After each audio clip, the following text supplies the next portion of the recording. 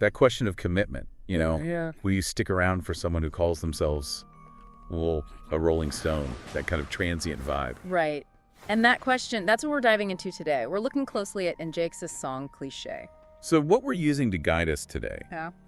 there are two main things, right? Yeah, two sources. We've got the official music video transcript, so the actual words from the video. And then we have the Genius lyrics page for the song. Which has, like, extra stuff, too, not just the lyrics. Exactly. That's where we get crucial background info, like production credits, the release date, and some context about where he is in his career. Okay, so our mission here is basically to unpack what these sources tell us when we put them together.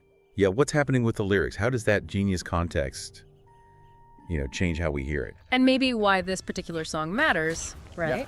What layers can we actually find? Let's get into it. Let's do it. We should start right where the song does, I think. Yeah? With those lines that keep coming back in the intro and the chorus. That main question. Tell me, would you wait for me? But then immediately he follows it with, maybe I'm a Rolling Stone. It's like saying, look, this is me. This might be unstable. Yeah, can you handle this? Yeah. Is kind of the subtext. Totally. And then it shifts, just slightly, but it's still about commitment. Tell me, would you stay with me? Maybe we can make this home. Presents the whole dilemma right up front. And the vulnerability comes through almost straight away. After those lines, he says, I got a lot of right in me, but I don't want to say this wrong. So he's admitting he has genuine feelings, good intentions maybe, but there's this real fear there. Fear of messing it up, expressing it badly. And what's really interesting is how he then almost warns the person off, Yeah. right at the start. You should run away with me, even if you're better off alone. Exactly. It's such an upfront admission of, like, his own potential baggage or the situation's complexity. It seems almost contradictory to wanting them to wait or stay. It really does. And then when we move into the verses, we get these little glimpses of appreciation, but still mixed with caution. Yeah, verse 1 has that clear affection. I like that you like me. I kissed your lips. You got good taste. Even I could close my eyes and draw your face. Those lines feel genuine, like he values the other person. But then you get this offer, this invitation to intimacy. But it comes with a warning label almost. You mean if you take this chance, I'll give you oxygen to breathe me in, but I'll say sorry in advance. That's the one. The image is intense, breathing someone in, that closeness. But why apologize beforehand? It loops right back to that fear of saying or doing the wrong thing, doesn't it? It does. And that leads us right into the pre-chorus, where we actually hear the song's title. Right. He says, my head's a mess. It's like that every day, and I'll try my best. It sounds cliche, but... And there it is. The first time he actually uses the word cliche. So what do you think he means there? Is it expressing these messy feelings that feels cliche? Or maybe the whole Rolling Stone asking someone to wait thing? It could be either, or both, really. Is he acknowledging that the feelings themselves are common, maybe even overused in songs? Or is it the way he's trying to say it? It's self-aware. Yeah, it makes you pause. Then the second verse, it shifts again, gives us some really vivid, kind of romantic imagery. Oh yeah, like, your name is in neon light in the sky when darkness surrounds us. That's a powerful image. Someone being a bright spot in dark times. Super dramatic. And that leads right into this big, impulsive idea. The let's leave this town, get married, go to Vegas, and create nostalgia. Yeah.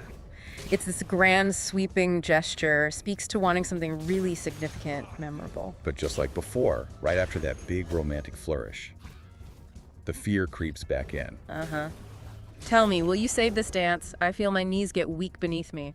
I know this night might be our last. So the intensity of the moment, that big idea, it immediately brings up the anxiety that it could all end. It undercuts the fantasy a bit. Okay, so this is where layering in that Genius page info gets really, really interesting. Right, because these lyrics, all this vulnerability, commitment, fear, the big romantic swings they take on a different light when you know the context. So according to Genius, Cliche is the debut single for his next album. And the album's called Lost Americana. Okay, debut single, and the source specifically points out this song marks a pretty major genre shift. Yeah, they categorize it as pop, dance pop, synth pop, pop rock. Which is a definite move away from his more recent pop punk and alt rock stuff. So new album, lead single, shift to pop. And then there's the music video detail from Genius. Ah, yes. The video apparently shows him dancing with professional dancers. In what style? Classic NSYNC boy band style. That's what the source says. Okay, let's pause and process that. We have lyrics about a messy head being a Rolling Stone, needing to apologize in advance, fearing endings, released as the very first taste of a new album. Which is a deliberate shift into pop. With a video that specifically references, like, peak TRL era boy bands. NSYNC. How do all those pieces fit together? I mean, it really makes you think. It does. So if he's singing about feeling cliche when he expresses these complex, vulnerable feelings, Yeah. does that title, Cliche, also maybe comment on the genre shift itself? Is he kind of winking at the idea that moving into pop with all its conventions might be seen as a cliche move for him? That's a great question. Is it meta commentary?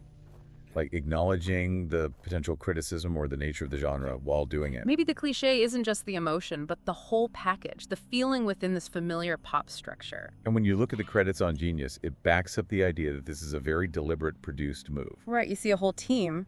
Producers like No Love for the Middle Child, MGK himself, On Lost Americana, Slim XX, Baze XX, Dark Waves. And writers listed too. VVAVES, MGK, No Love for the Middle Child.